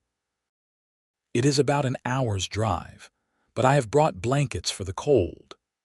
The journey to Crooked River Ranch took them north of Silverdale, following the main road for several miles before turning onto a less traveled track that wound through rocky hills and stands of juniper. Diego proved to be a pleasant companion, pointing out landmarks along the way and sharing stories about life at the ranch. "Senor Xavier, he is a good boss," Diego told them as they crested a rise. "Strict but fair, expects hard work but pays well and on time. When my mother was sick last year, he sent for the doctor from town and paid the bill himself." Thea filed this information away, another piece of the puzzle that was Xavier Ellis. A man of few words but meaningful actions. A man who had rebuilt his life after devastating loss. A man who, for reasons she still didn't fully understand, had invited her into his home on Christmas Day. As they came around a bend in the road, the land opened up before them, revealing a broad valley cut through by a winding river. Nestled against the foothills on the far side stood a large ranch house, smoke curling from its stone chimney. Surrounding it were various outbuildings, a barn, stables, bunkhouse, and corrals where cattle could be glimpsed even at this distance. "Crooked River Ranch," Diego announced with evident pride. "The finest cattle operation in 3 counties, Senor Ellis says." As they drew closer, Thea could see that the main house was larger than she had initially thought, a 2-story structure built of local stone and timber, with a wide porch wrapping around the front and one side. It wasn't grand or ostentatious, but it had a solid permanence to it, a sense of belonging to the land where it stood. Diego guided the wagon up the long drive to the house, where Caleb Ellis was waiting on the porch, a broad smile on his face. "Mrs. Jennings, Miss Nicholson." He called, hurrying down the steps to help them from the wagon. "Welcome to Crooked River. Merry Christmas." "Merry Christmas, Mr. Ellis," Martha replied warmly, allowing him to assist her. "What a lovely home you have." "Thank you, madam, though I can't take credit for it. Zav's the one with the vision for this place. I just help out where I can." Caleb turned to Thea, his smile widening. "Miss Nicholson, you look radiant today. That color suits you beautifully." Thea felt herself blushing at the compliment. "Thank you, Mr. Ellis, and Merry Christmas." "Please, it's Caleb. Having two Mr. Ellises around gets confusing." He offered his arm to each woman. "Come inside. It's too cold to stand about in the yard, and Zav's waiting." The interior of the ranch house was warm and inviting, with polished wood floors, comfortable furniture, and a massive stone fireplace dominating the main room. A tall Christmas tree stood in one corner, simply decorated with paper ornaments, strung berries, and a few glass baubles that caught the light from the fire. Xavier Ellis rose from his seat by the fireplace as they entered, his usually stern expression softened by what might almost be called nervousness. He was dressed in his good suit, like he had been for the harvest dance, but he seemed more at ease here in his own home. "Mrs. Jennings, Miss Nicholson," he said, crossing the room to greet them. "Welcome to Crooked River. Thank you for coming." "Thank you for inviting us, Mr. Ellis," Martha replied cheerfully. "What a wonderful home you have." Xavier nodded acknowledgement of the compliment, but his eyes were on Thea. "Miss Nicholson," he said, his voice quieter. "Merry Christmas." "Merry Christmas, Xavier," Thea replied, his given name feeling natural now. "Your ranch is beautiful." Something flickered in his eyes, pleasure at her use of his name, perhaps, or at her compliment. "Would you like a tour of the house before dinner?" he asked, addressing both women but looking at Thea. "I'd love that," Thea said truthfully. She was curious about this place that Xavier had built, this home that was so much a reflection of the man himself. "I think I'll rest my old bones by the fire, if you don't mind," Martha said with a sly glance between them. "The journey was a bit tiring. Caleb, perhaps you could keep me company while these two young people explore the house." Caleb, clearly catching on to Martha's matchmaking, grinned and offered her the most comfortable chair by the fire. "It would be my pleasure, Mrs. Jennings. I've just made some mulled cider that should take the chill off." And so Thea found herself alone with Xavier, following him through the spacious house as he showed her the dining room with its long oak table, the study lined with bookshelves, and the kitchen where delicious smells promised a feast to come. "Diego's wife, Maria, does most of the cooking when she's here," Xavier explained as they passed through. "But she's visiting family in Tucson for the holiday. Caleb's handling the Christmas dinner." "It smells wonderful," Thea said. "I didn't realize Caleb was such an accomplished cook." A hint of a smile touched Xavier's lips. "Man's got to have some skills. I handle the cattle and the business. Caleb handles the food and most of the talking." It was the closest thing to a joke she had ever heard from him, and Thea found herself laughing softly. "You compliment each other well, then." "Suppose we do," Xavier agreed, leading her up the stairs to the second floor. "Been that way since our parents died. Had to figure out how to make things work between us." The upper floor consisted of several bedrooms, most simply furnished but comfortable looking. Xavier pointed them out as they passed. "Guest rooms there and there. Caleb's room at the end of the hall. My room here." He opened a door to reveal a large bedroom with a four-poster bed, a chest of drawers, and a small sitting area near the window that looked out over the valley. It was a masculine space, unadorned except for a few personal items, a silver watch on the bedside table, a book of poetry that surprised her, and a small framed photograph that Thea couldn't quite see from the doorway.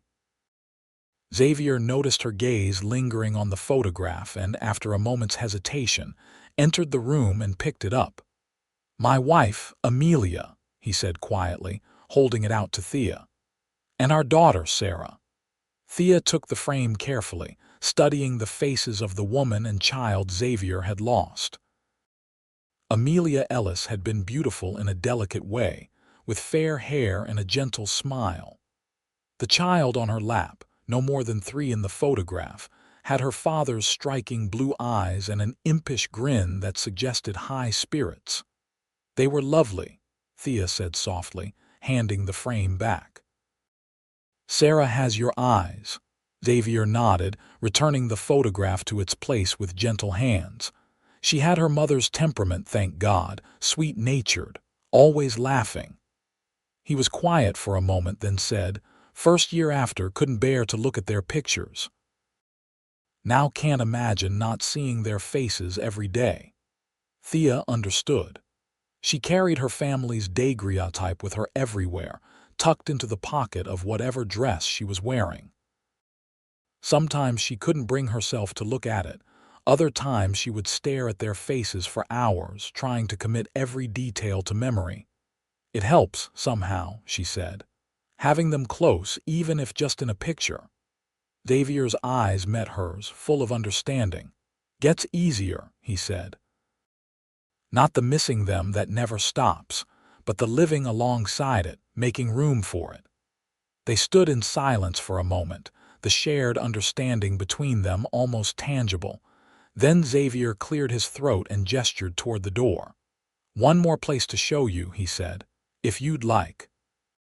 He led her back downstairs and through a door off the kitchen that opened onto a glass-enclosed porch facing south. Despite the winter chill outside, the space was comfortably warm, filled with plants growing in pots and boxes.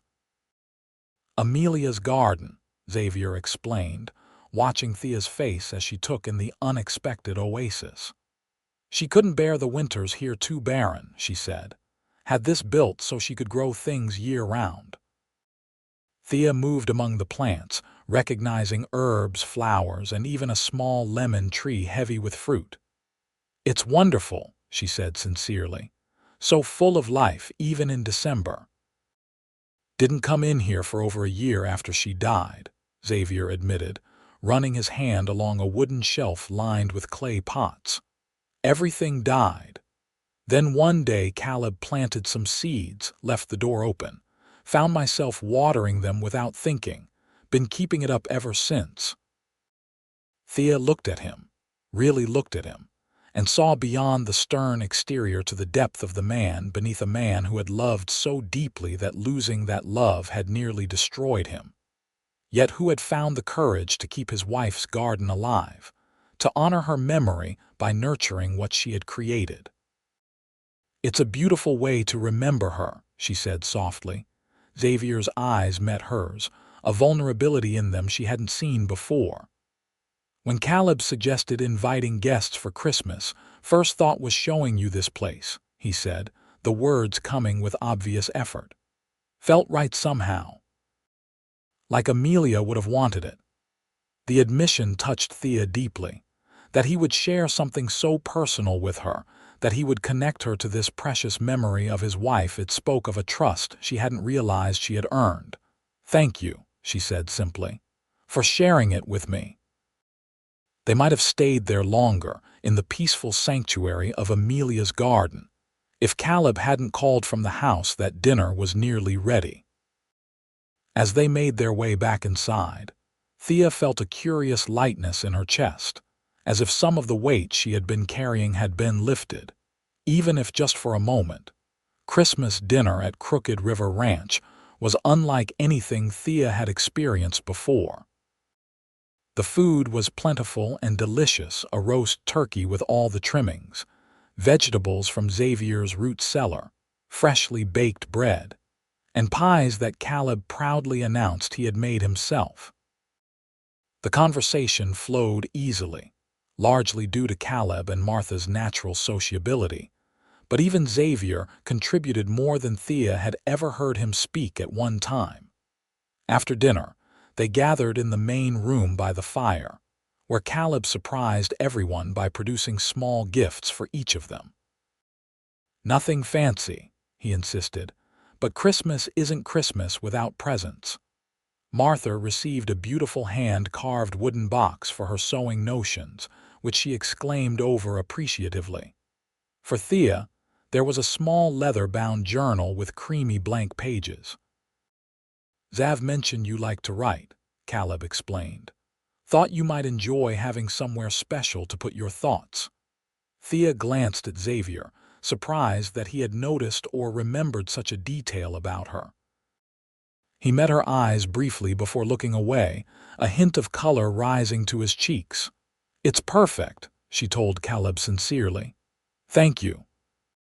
Martha, prepared as always, had brought gifts as well-knitted scarves for both men in practical colors that she assured them would be warm during the cold winter months.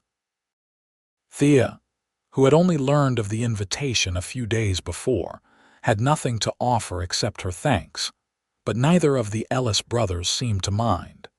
As the afternoon waned into evening, Caleb suggested a walk to the stables to see a new foal that had been born the previous week. Martha declined, claiming the cold would aggravate her joints, but encouraged Thea to go. "Young people should get some fresh air," she insisted, with a meaningful glance at Xavier. "Don't worry about me. I'm quite comfortable right here." And so Thea found herself once again alone with Xavier, walking across the yard toward the stables. The sun was setting, painting the snow-covered landscape in shades of gold and rose. They walked in companionable silence, their breath visible in the cold air. "Thank you for today," Thea said as they reached the stable door. "It's been healing somehow being here." Xavier looked down at her, his expression softening in a way she had rarely seen. "Glad to hear it," he said quietly. "Been good for us too. House hasn't felt this alive in years." The stables were warm and fragrant with the smell of hay and horses. Xavier led her to a stall where a mare stood protectively over a wobbly-legged foal with a white star on its forehead. The baby horse regarded them with curious eyes, then ducked behind its mother. "She's shy," Xavier explained. "Born a week early. Caleb's been sleeping out here to make sure she gets her feedings." Thea watched as the foal peeked out again, then ventured a step toward them, its spindly legs uncertain. "She's beautiful," she said softly. "What's her name?" "Caleb calls her Star for obvious reasons," Xavier replied, a hint of affection in his voice. "I was thinking Hope might be better." "Hope," Thea repeated, watching the foal take another tentative step. "I like that." They stood in silence for a moment, watching the mare and foal together. Thea was acutely aware of Xavier beside her, of the warmth radiating from his tall frame in the chilly stable.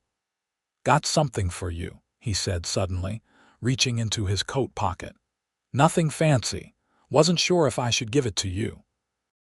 He withdrew a small package wrapped in plain brown paper and held it out to her, his expression uncertain. Thea took it, surprised by the weight of it in her palm. "You didn't have to get me anything," she said. "Wanted to," Xavier replied simply. Carefully, Thea unwrapped the package to reveal a small silver star, a brooch or pin of some kind, finely crafted with delicate etching along the points. "It's beautiful," she breathed, turning it over in her hand. "Was my mother's," Xavier explained, his voice low. "She used to say stars were guides, that if you were lost they'd help you find your way home." He hesitated, then added, "Thought you might need that, a guide." Thea looked up at him, her eyes suddenly burning with unshed tears.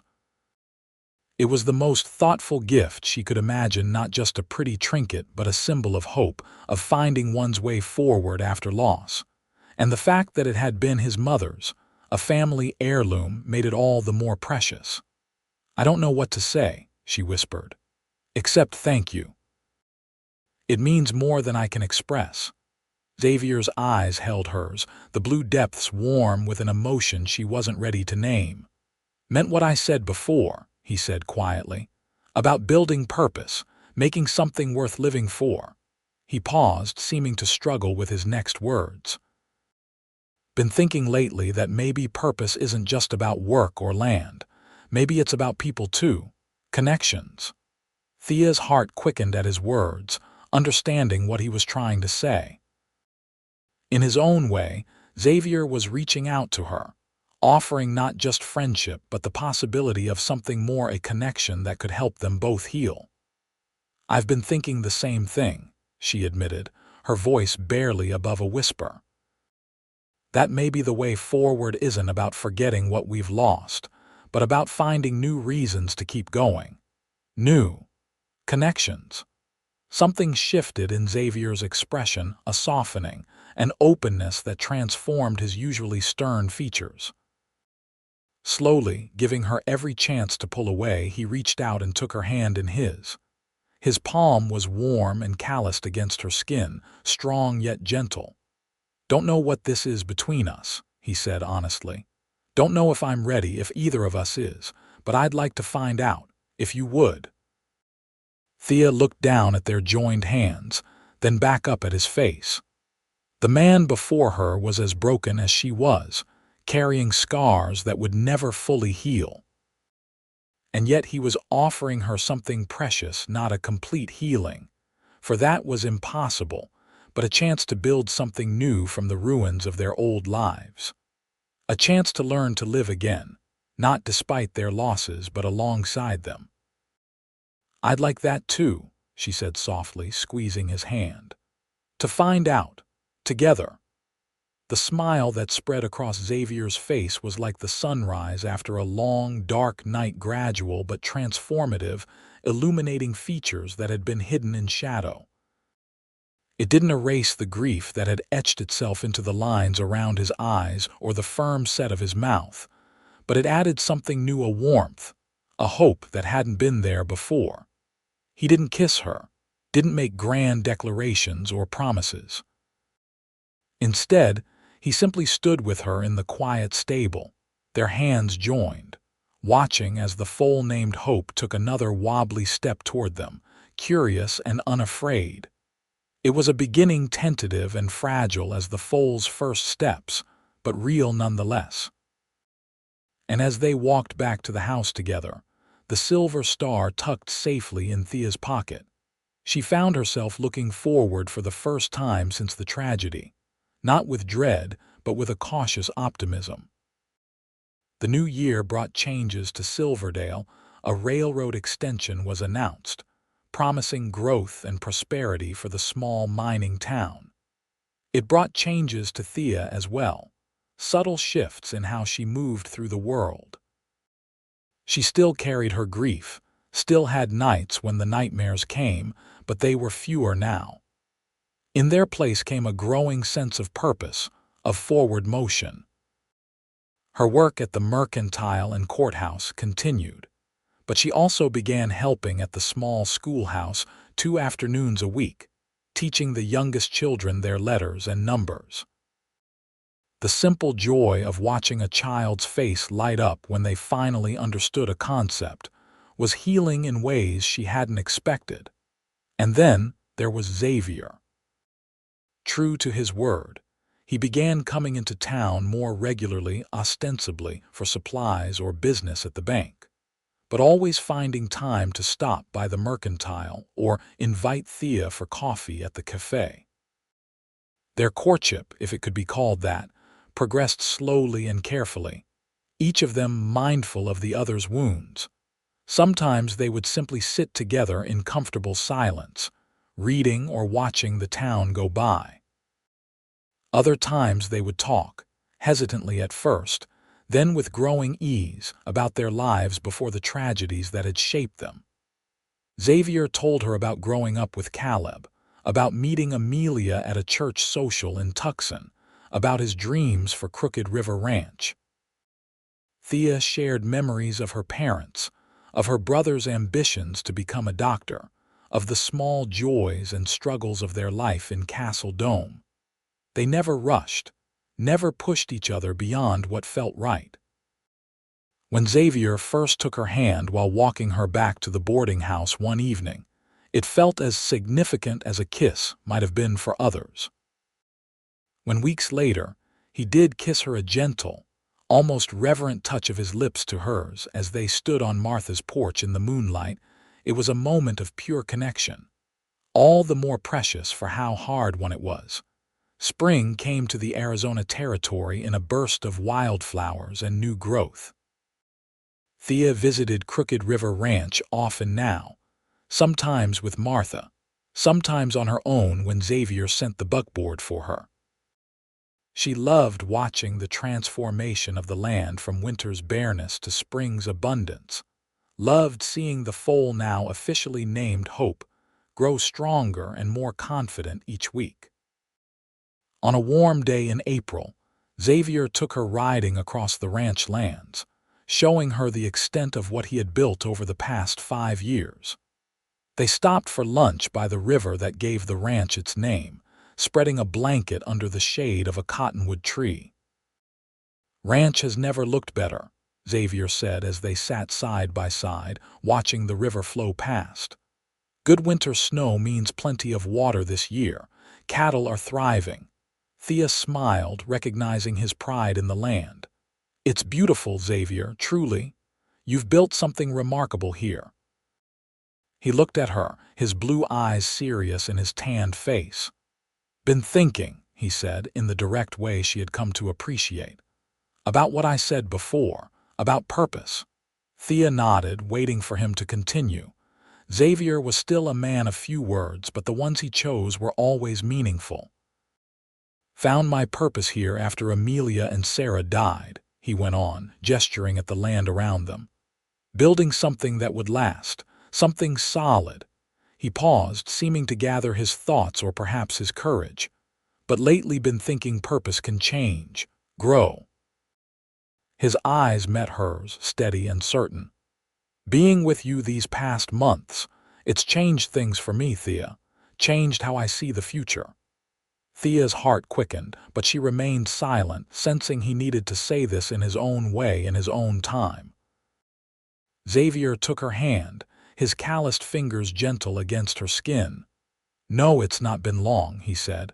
"No, we both carry our ghosts with us, but I've come to care for you, Thea, deeply. More than I thought possible again." He reached into his pocket and withdrew a small box. "Not asking for promises yet," he said, his voice low and earnest. "Just asking if you might consider a future here with me." He opened the box to reveal a simple gold ring with a small, perfect diamond. "Was my grandmother's," he explained. "Been in the family 3 generations now." Thea stared at the ring, then at Xavier's face, her heart pounding in her chest.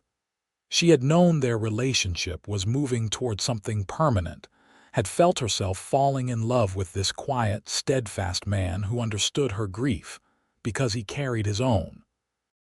But she hadn't expected this, not yet. "Xavier," she began, her voice trembling slightly, "I care for you too, so much, but are we ready for this? Is it too soon?" Xavier didn't pull the ring away, his expression remaining open and patient. "Not asking you to forget them," he said, understanding immediately what she meant. "Your family, my Amelia and Sarah, they'll always be part of us." He took a deep breath, then continued, "But think they'd want us to live, Thea, not just exist, to build something new together." His blue eyes held hers, vulnerable but unwavering. "Don't have to answer now. Take time, think about it." Thea looked at the ring, then at the man holding it, this man who had been broken as she had been, who had found the courage to rebuild his life once, and was now offering to build a new one with her. A man who understood that loving again didn't mean forgetting those they had lost, but honoring them by finding the strength to go on. In that moment, sitting by the crooked river with spring blooming around them, Thea knew her answer. She had been drowning in grief when she came to Silverdale, going through the motions of living without really being alive. Xavier, with his quiet strength and his own hard-won wisdom about loss, had given her a reason to live again, not by trying to replace what she had lost, but by showing her that it was possible to carry her grief and still find joy, to honor her past while building a future. "Yes," she said softly, looking into his eyes. "Yes, Xavier, I will marry you." The smile that broke across his face was like sunshine after rain, transformative and warming. He took the ring from its box and slipped it onto her finger where it fit as if it had been made for her. Then he leaned forward and kissed her, a kiss full of promise and possibility, of shared understanding and newfound hope. When they rode back to the ranch house, the news of their engagement was met with joyful congratulations from Caleb, who claimed he had known all along they were meant for each other. "From the first time Xav mentioned your name," he told Thea with a wink. "Never seen my brother so interested in a mercantile's bookkeeping before." Xavier rolled his eyes at this, but didn't deny it, the contentment in his expression speaking volumes. They decided to be married in June, a simple ceremony at the ranch with Martha, the boarders, and a few close friends from Silverdale in attendance. The weeks leading up to the wedding were busy ones. Thea continued her work at the mercantile and courthouse, but began spending more time at Crooked River, learning the rhythms of the ranch and helping Xavier prepare the house for her arrival as his wife. They cleared one of the spare bedrooms to serve as her study, where she could continue the writing she had begun in the journal Caleb had given her at Christmas. Together, they visited Amelia's garden, where Thea planted seeds for summer flowers alongside the herbs and vegetables Xavier had maintained. Martha insisted on making Thea's wedding dress a simple but elegant creation of ivory silk, with lace at the collar and cuffs. "Every bride should have something special," she declared, waving away Thea's protests about the expense. "Besides, you're the closest thing to a daughter I've ever had. Let me do this for you." The day of the wedding dawned clear and warm, the kind of perfect June day that seemed made for new beginnings. The ceremony was held under the cottonwood trees near the river, with Judge Wilson officiating. Thea wore her mother's cameo at her throat and carried wildflowers gathered from the hills around the ranch.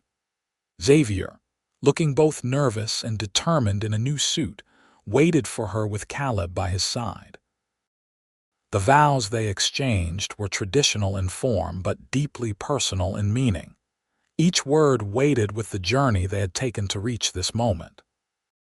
When Judge Wilson pronounced them husband and wife, and Xavier leaned down to kiss her, Thea felt a sense of rightness, of coming home after a long and difficult journey. The celebration afterward was joyful but intimate, with food and music and dancing in the yard of the ranch house. As evening fell, lanterns were lit, casting a golden glow over the gathering. Thea danced with Xavier, with Caleb, with Judge Wilson and Mr. Peterson, but always found her eyes seeking her husband, the word still new and wonderful to her. Later, when the guests had departed and the house was quiet, Xavier led Thea to their bedroom, his room, now theirs. He had made changes, she noticed immediately. The furniture had been rearranged to make space for her things, and a vase of fresh flowers stood on the dressing table that had been brought in for her use. But it was the photographs on the bedside table that brought tears to her eyes. Beside the familiar picture of Amelia and Sarah stood the daguerreotype of Thea's family, carefully framed to match. Past and present, side by side, not competing, but coexisting in the space they were creating together. "Thought they should be here," Xavier said quietly, watching her face. "Part of us, part of our story." Thea turned to her husband, her heart full of love for this man who understood so perfectly what she needed. "It's perfect," she whispered. "Everything is perfect." That night, as they came together as husband and wife for the first time, it was with a tenderness born of shared understanding, of knowing what it meant to find love after loss. Their joining was gentle at first, then passionate, a physical expression of the emotional bond they had forged through months of careful, patient building. Afterward, lying in Xavier's arms with her head on his chest, listening to the steady beat of his heart, Thea felt a peace she hadn't known in more than a year. The grief was still there, it would always be there, a part of who she was, but alongside it now was joy, purpose, love. A future stretching before them, built on the foundations of their past but not limited by it. "What are you thinking?" Xavier asked, his voice a rumble beneath her ear. Thea smiled in the darkness, her fingers tracing patterns on his skin. "I'm thinking about something you said once. About purpose being something you build, not something you find." She felt him nod, his hand moving gently along her back. "Still believe that," he said. "So do I," Thea replied, lifting her head to look at him in the moonlight filtering through the window. "And I'm grateful every day that you helped me build mine, that we're building it together." Xavier's arms tightened around her, drawing her closer. "Every day," he promised, "for as long as we have." It was enough, more than enough. A promise not of perfection or of grief forgotten, but of a life lived fully and intentionally, with both sorrow and joy, remembrance and hope. A life built brick by brick, day by day, by two people who had been drowning and had learned together how to swim again. As Thea drifted toward sleep in her husband's arms, she thought of the silver star pin he had given her at Christmas, now fastened to the inside of her wedding dress, close to her heart. A guide for those who were lost. She wasn't lost anymore. She was home. In the years that followed, Crooked River Ranch prospered under Xavier and Thea's care. The railroad extension brought new markets for their cattle, and Xavier's reputation for fair dealing and quality stock spread throughout the territory. Caleb eventually married a spirited young woman from Tucson who taught at the Silverdale school, building a small house of his own on the ranch property, but remaining deeply involved in the family business.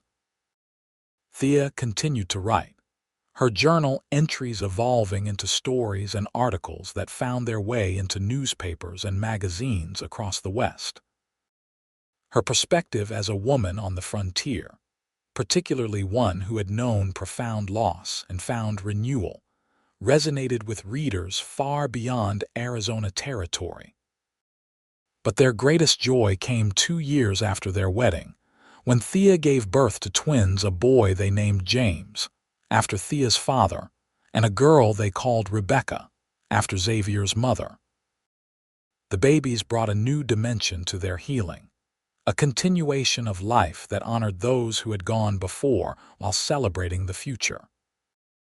As the children grew, Thea and Xavier made sure they knew about their family history, about Thea's parents and brother in Castle Dome, about Xavier's first wife, Amelia, and their daughter, Sarah.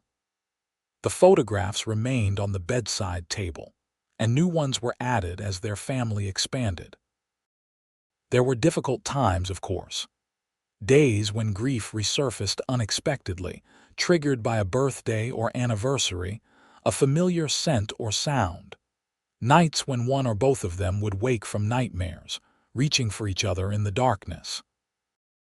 But they weathered these storms together, their bond strengthened by the shared understanding that healing wasn't a destination but a journey, ongoing and imperfect.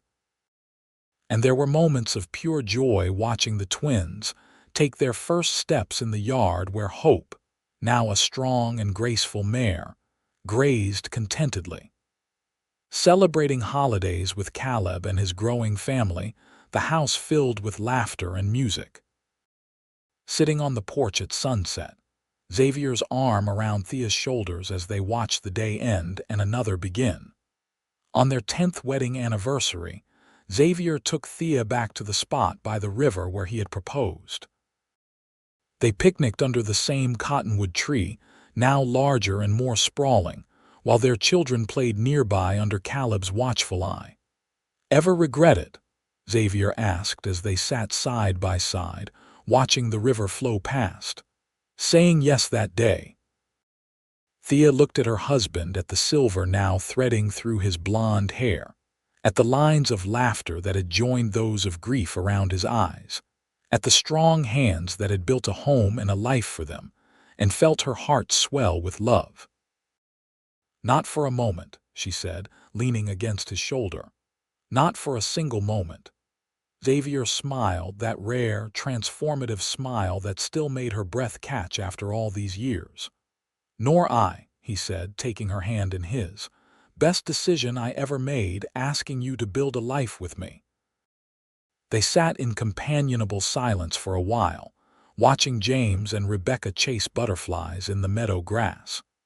Their children were a perfect blend of them, both James with Xavier's blue eyes and determined nature, Rebecca with Thea's chestnut hair and quiet thoughtfulness. They were the future made manifest, living proof that life could go on, could be beautiful again after devastating loss. "You know," Thea said eventually, "I was drowning when I came to Silverdale, just going through the motions, not really living at all." Xavier nodded, his hand tightening around hers. "Know the feeling well," he said simply. "You gave me a reason to live again," she continued, turning to look into his eyes. "Not by trying to fix me or by expecting me to forget what I'd lost, but by showing me it was possible to carry my grief and still find joy, to honor the past while building a future." Xavier lifted their joined hands to his lips, pressing a kiss to her fingers. "Works both ways," he said. "You brought life back to this place, to me." As the sun began to set, painting the landscape in shades of gold and rose just as it had on the day he proposed, Thea reflected on the journey they had taken together. From two broken people drowning in separate seas of grief, they had built something neither of them could have imagined in their darkest days: a family, a home, a life rich with meaning and purpose. They had not forgotten those they had lost. They never would. But they had learned to live with their losses, to incorporate them into the fabric of their lives without being defined by them. They had learned that the heart's capacity for love was not limited, that new love didn't diminish what came before, but added to it, expanding the heart's chambers to make room for more. "Time to head back," Xavier said as the first stars began to appear in the darkening sky. "Kids will be getting hungry." Thea nodded, accepting his hand as he helped her to her feet. Together, they called to their children, who came running across the meadow, faces flushed with play and excitement over whatever treasures they had discovered. As they walked back toward the ranch house, James and Rebecca darting ahead, Xavier's arm around Thea's waist, she felt a profound gratitude for the life they had built together. It wasn't the life she had envisioned for herself when she was younger, before tragedy struck. It was different, shaped by loss and grief, but also by resilience and hope and love. It was, she realized, looking up at the stars emerging in the twilight sky, exactly the life she was meant to have. Not despite what she had lost, but because of it, because loss had taught her the value of love, had shown her the strength she possessed, had led her to this man and this place and this moment. "I love you," she said to Xavier as they crested the small rise that gave them a view of their home, warm lights glowing in the windows, smoke curling from the chimney, the shapes of their family and future outlined against the gathering dusk. "And I love you," he replied. The words simple but weighted with a decade of shared history, of challenges faced and overcome, of a bond forged in the fire of grief, and tempered by the everyday miracles of life continuing, of love enduring. They stood for a moment longer, watching their children race toward home, before following at a more measured pace, hand in hand, step by step, just as they had built their life together. Brick by brick, day by day, moving forward into the future they had created from the ruins of their past. Together,